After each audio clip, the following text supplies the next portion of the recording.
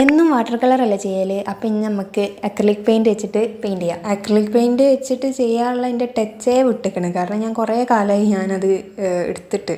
അപ്പോൾ റീസ്റ്റാർട്ട് ചെയ്യല്ലേ വെച്ചിട്ട് ഞാൻ കുറച്ച് സിമ്പിളായിട്ടുള്ളതാണ് പിക്ക് ചെയ്തത്. പക്ഷേ അത് സിമ്പിളൊന്നും അല്ല കേട്ടോ.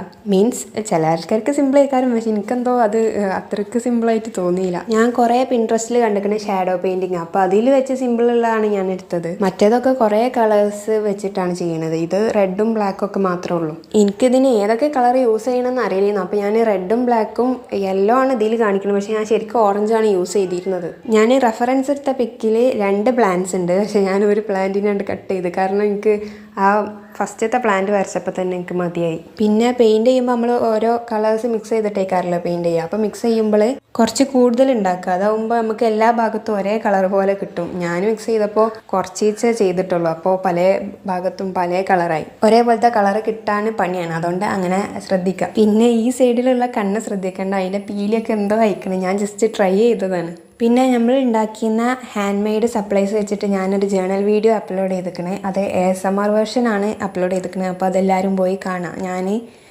ചാനൽ നെയിമിൻ്റെ താഴെ ലിങ്ക് കൊടുക്കാം. അപ്പോൾ ഈ പെയിൻറ്റിങ് ഇഷ്ടപ്പെട്ടാൽ ലൈക്ക് ചെയ്യുക. വീഡിയോസൊക്കെ ഇഷ്ടമാണെങ്കിൽ സബ്സ്ക്രൈബ് ചെയ്യുക. അപ്പോൾ ശരി, ബൈ.